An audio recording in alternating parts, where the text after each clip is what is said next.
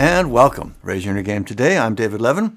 This is our Friday episode, so we're talking about the inner game of life. Tuesdays are for the mental game of sports and competition. Fridays are for the rest of our lives. So how is your mental game this week? How are you doing? I hope you're doing okay in the heat. Pretty hot here. Still nothing like the other places you hear about, but that can be hard. I'm not great in the heat. I'm sorry for missing last week's pod, by the way. I really tried to make that work, but I just couldn't do it. I was out of town Thursday through Sunday at the pickleball tournament. I didn't want to post a replay. A lot of pods do that, but our Friday episodes are just too timely for that. I just couldn't figure it out, so sorry about that. So things are good here. Our daughter's away at camp for the week. That's a little different, but it sounds like she's having a great time, so that's good. Otherwise, we're all just pretty deep into a summer groove, mowing the lawn, working in the garden, working, being thankful for air conditioning. So this has been an even crazier week than normal by quite a bit. Lots to talk about today. Of course, the shooting at the Trump event. Have to say something about that. Crazy court decision this week to dismiss the Trump documents case. What's that about? Some helpful reminders to deal with all the stress and crazy. An interesting take on how to deal with toxic family situations. And we'll finish up with some Stevie Wonder and Pink Floyd. I'm an old person. All right, we'll start with ups and downs. So what gave me a lift this week and what things were pulling me down? In the ups category, the first one, my brother-in-law and I got gold medals at the pickleball tournament this past weekend. Now that is not nearly as impressive as it sounds. In fact, it's mostly funny. So the deal is, initially we were in the 60-plus age group 3.0 bracket, which means we're not super good and we're old. But there ended up being only 2 teams in that bracket and not many in the other 3.0 brackets either. So they decided to put all the 3.0 players into one bracket across all the age groups, which meant we would be playing 20-year-olds. And that's fine, but they also said that they would still award medals per age group so we wouldn't lose our chance for that because they were making us play younger players. So in the full group, we did okay, and we had fun, but we were not medal winners. Not even that close, honestly. But as part of that, we did play the one other team in our age group once, and we beat them 13-11, so that meant for our age group, we got gold, they got silver. So you can see, not really that impressive, but it still made me happy. Gold medals, baby. Another thing from the tournament, another up, there was a group of maybe 10 Chinese players there who were just having the best time. They would sit together behind where I was set up, and they were just always talking and laughing. When any of them would be playing, the rest would all go cheer them on, clapping, cheering, having fun. They were quite good players, too. It was just very different from the vibe of the other people there, and just lovely to hear them back there laughing and having so much fun. Of course, I had no idea what they were saying. It was all in Chinese, but it just really added a lovely tone to the whole thing for me. That was really nice. On the downside, where do I start? The peak of the down was the night before we were supposed to play, Saturday night. I was out having dinner by myself, and news of the Trump shooting came on the TV. And it just kept getting worse and worse as the details rolled in. And honestly, by later that night, I was sort of freaking out. I honestly thought maybe they should even cancel the event for the next day. It just seemed like, how could we play pickleball with something that serious and historic happening? Turns out that was just me. By the time the next morning came around, it felt totally normal to be playing and would have, been weird, honestly, to cancel. But that night, I was having a hard time. So between that and worrying about how I would play the next day, I actually woke up in the middle of the night and couldn't get back to sleep. That never happens to me. Literally never. My wife wakes up and worries in the night, not infrequently. I never do. But I did that night. So that is a good sign of what a high gravity moment that was for me. Another one, not as serious, but still, had an effect. The next day, during the tournament, there was one team, and really maybe 2, who were doing what's called sandbagging, which is when a player enters themselves at a lower level than they actually are, so they have a better chance of winning. So they're basically playing players that they know they're better than, right? So it's basically cheating, and it takes the fun out of it for the other players. When we played teams that were authentically at our level, the games were competitive and fun. When we played these two teams, it just wasn't. They were clearly at a higher level. The one team beat us 11-0. That's no fun for anyone. It really isn't. And beyond that, it just makes you wonder, what kind of person would do that, would cheat in a small-time tournament just to be able to say they won? How is that worth anything? It's just sad in a lot of ways. I talked to the organizer about him. He said they'd heard the same thing from other teams. He also said this same team had been using an unauthorized paddle. So just cheating all the way. It's hard for me to understand cheating, really. I mean, how do you feel about yourself? How can you possibly feel good about any of it? Yay, we won, when you know you cheated. Anyway, that was a bit of a bummer. It just took a lot of the fun out of it and added this just unpleasant sheen to the whole experience. Again, first world problem. But it really did have an emotional effect. And like I say, in many ways. So anyway, those are my ups and downs for the week. The ups was the gold medal and the lovely Chinese contingent. The downs was that super stressed night before the match and the sandbagging cheaters who made me sad about humanity in general.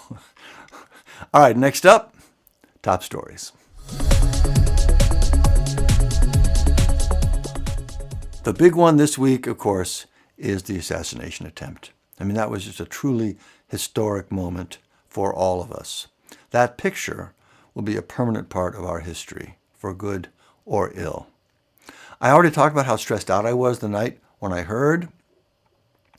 I don't honestly have much to say right now. I still think the effects are actively sorting themselves out. We don't know the whole story of why the shooter did it. I honestly think it makes it more likely that Biden will step down, but too soon to know about that. If he does, that changes everything. The one thing I do want to mention is, and it's almost not worth it because it's so predictable, but of course all the crazy stuff posted about it, mostly from the right, but some crazy stuff on the left too, like the whole thing was faked. Hard to imagine that being true. On the right, that it was ordered by Biden. So ridiculous and dangerous and typical. Though I would like to say one snarky thing on that point. If Biden had ordered it, he would be immune from prosecution, right? Supreme Court, that's what you had in mind with that decision. But the big thing is all the misinformation and the early speculation. We just don't need to do it, and it's truly harmful.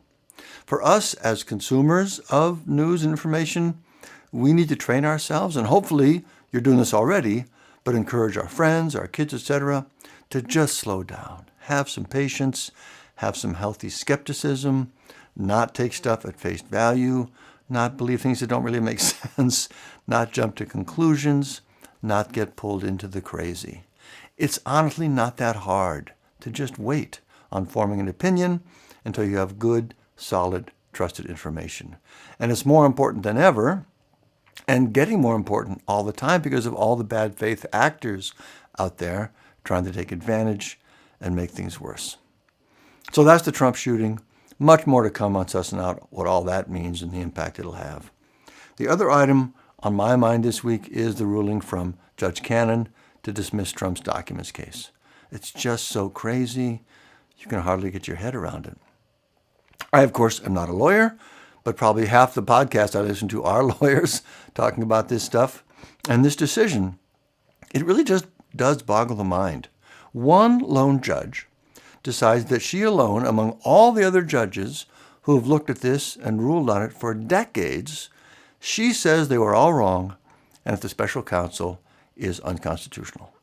And by the way, if you don't know, this has nothing to do with the case itself. Not one single thing. This is a technical issue claiming that not just this special counsel, but all of them over all the years, the position itself is unconstitutional.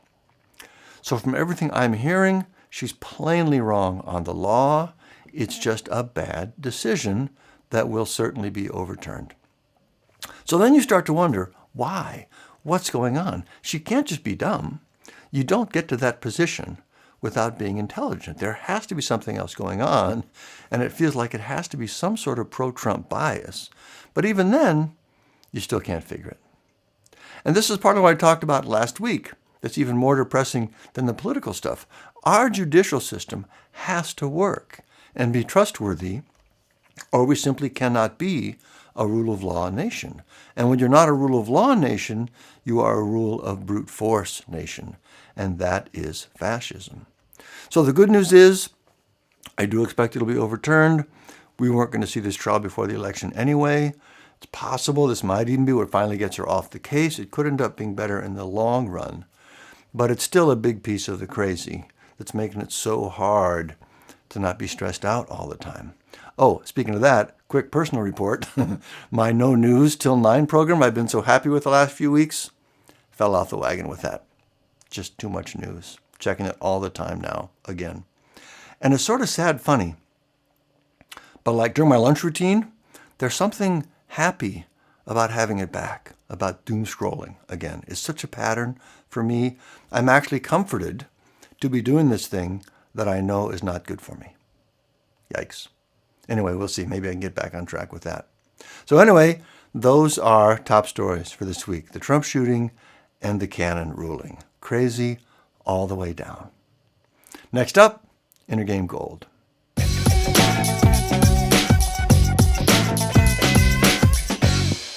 Last week, we talked about the classic gratitude exercise. Always helpful, always relevant. Can't go wrong with gratitude. This week, I want to revisit the core mental game observation. You have thoughts, but you are not your thoughts. This is the concept that opens up everything else. This is the heart of the classic sports book, The Inner Game of Tennis. It's the experience that triggered Eckhart Tolle's transformation in The Power of Now, and it's what led me to write my book, Raise Your Inner Game. A couple of interesting thoughts on this came to me this week. The first is a reminder that just hearing the idea is not necessarily enough, even if you get it and it makes sense.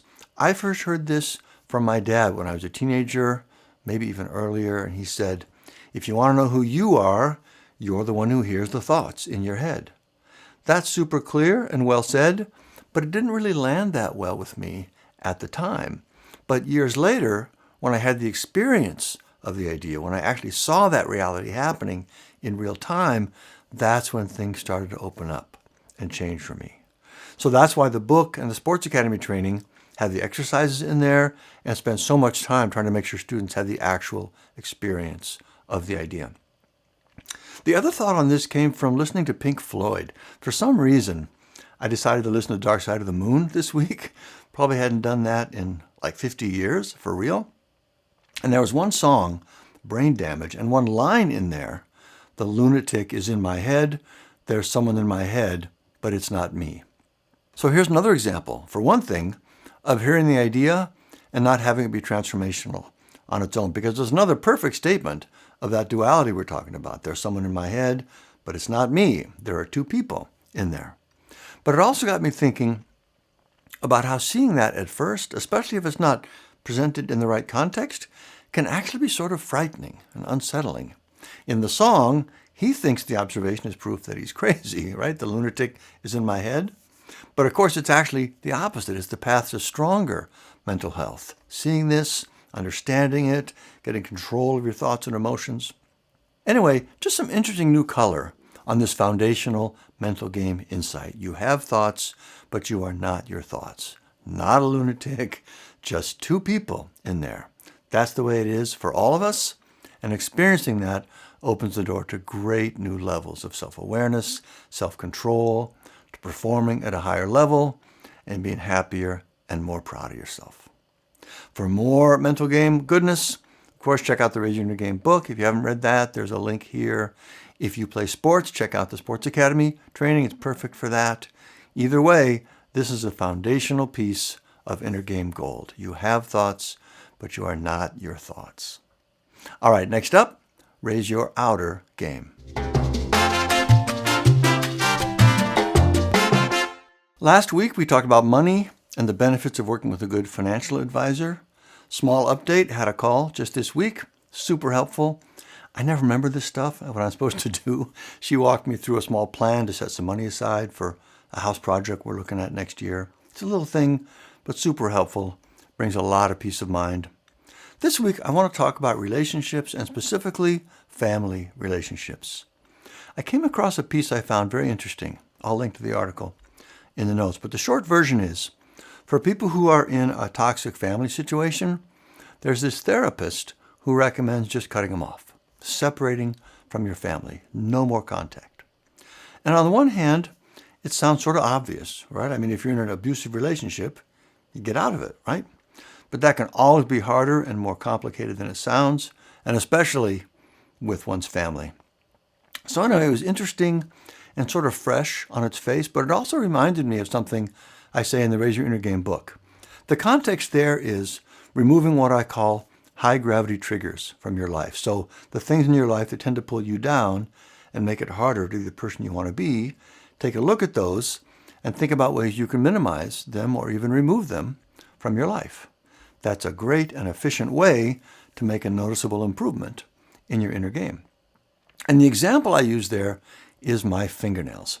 I have a thing where when my fingernails get just a little bit long, like a 16th of an inch, I start to fiddle with them all the time, and I can't keep from doing it. I notice them all the time. I'm messing with them to the point where my hands, my wrists, the back of my hands, and my fingertips actually start getting sore, like, a repetitive motion sort of sore.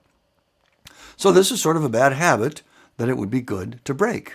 And from an inner game perspective, doing that work, there are two ways to go about it. One is I could put into action all the things I've learned about managing my inner game. I could up my awareness of the problem. I could put reminders on my calendar to watch out for it and not fiddle with them. I could dig into understanding why I do it. I could work on alternate things to do in the moment to satisfy that craving when I want to mess with them. Just a lot of serious things and work I could do to put into breaking that habit. Or I could clip my nails. And the point is, when you're facing an issue with your inner game or just in your life, something negative that needs to be addressed, sometimes it makes sense to take the more difficult path, but sometimes it's okay and the better path to just clip your nails. So back to this family recommendation. I can imagine there could be a lot of work one could do to try and manage and understand and deal with a toxic family situation. And sometimes that might be the right thing to do, but sometimes it might also be better to just shut it down, like he suggests. Clip those nails. Just separate yourself from your family and remove the trigger altogether. So that was just interesting to me. And the same idea could apply to a lot of situations, personal relationships, friendships, work situations. I've heard many young athletes talk about a bad relationship with their coach that's holding them back. Now, to be clear, you could take this to mean that you should never have to deal with something difficult or do hard emotional things. I don't mean that at all. This is not an excuse to avoid doing the important and often difficult work of building healthy relationships. This is just saying at some point, when you've done what you can, there might come a time when the best path is to just step away and remove the trigger. So it's just helpful, I think, to have that perspective and option in mind. All right, that's our outer game for this week. Sometimes the best thing is to clip those nails. Next up, our challenge of the week.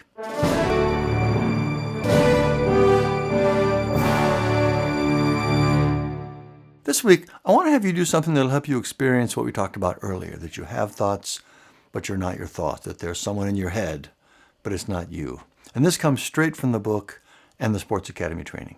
So I want you to challenge yourself to do some small thing, like, say, make your bed, and do it at a specific time, like 7:04 a.m. Very specific. And then, of course, I want you to do that thing at that time. And not only that, I want you to do it at that exact time, to the second. Not one moment before or after, at precisely the time you said, okay? Not kidding. It's important for the exercise. So you'll set the intention. You'll get ready to do it at the assigned time. You'll watch the time and wait until that exact second, and then you'll do it, okay? And while you're waiting, and this is the important part, and it'll even start right now as you consider whether to do this, you'll start to notice the arguments against doing it. And there'll be all kinds of arguments against it. But if you decide to do this, now you set yourself up with an opportunity to see the other you in real time. The real you has said, I want to do this. It's not a big deal, but I want to do it. The other you will go to crazy lengths to keep you from doing it. And all you have to do is pay attention and notice what they're doing. They will distract you. They'll tell you all kinds of reasons you shouldn't do it. You don't need to do it. The experience truly is like there's another person standing there next to you, arguing with you. And that is the key experience. There are two of you in there, and the other one is almost always working against your intentions. So try this out this week and see if you don't have a similar experience. Probably also a good idea to write down somewhere all the different arguments and resistance you feel to doing whatever it is you decide to do.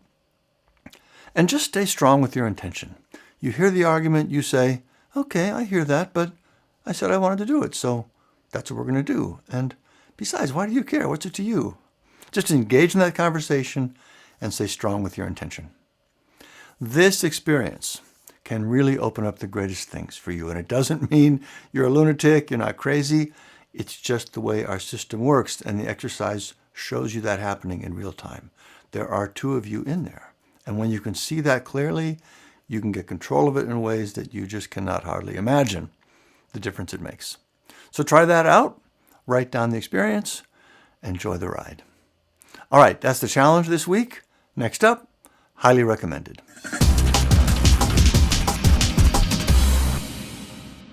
This week, a few things. First, I mentioned a book last week that I was just starting, The New Girl by Daniel Silva. Wanted to let you know that that was really great. It's a cliche, but I literally couldn't put it down once I got going. Again, you have to like that sort of thing in general, spy thrillers, but it was great. I'm reading another one now, same genre, different author, new to me, called Damascus Station. Author is David McCloskey, also very good. I'm sure I'll be reading more of him after this one. Music, I mentioned, I listened through Pink Floyd's Dark Side of the Moon. That was a major flashback. Junior high, sitting around with my friends, perhaps some pot involved. Wow, brought a lot of that back. Also, speaking of the Wayback Machine, listened through Stevie Wonder's Talking Book album. It's hard to separate the record from my feelings about it, from the time, that age and all that, but it really is an amazing piece. Beautiful, crazy original. Hard to get your head around the level of genius in that record, but really enjoyed listening to that again.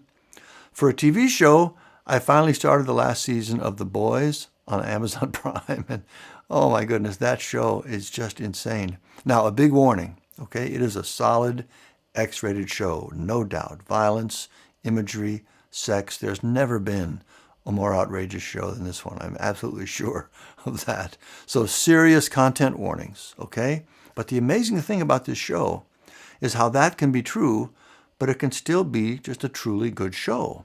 All that insane X-rated stuff somehow makes sense in the world they built, and it's honestly hilarious in a lot of ways. The political commentary is very sharp and insightful. It's relevant to our times.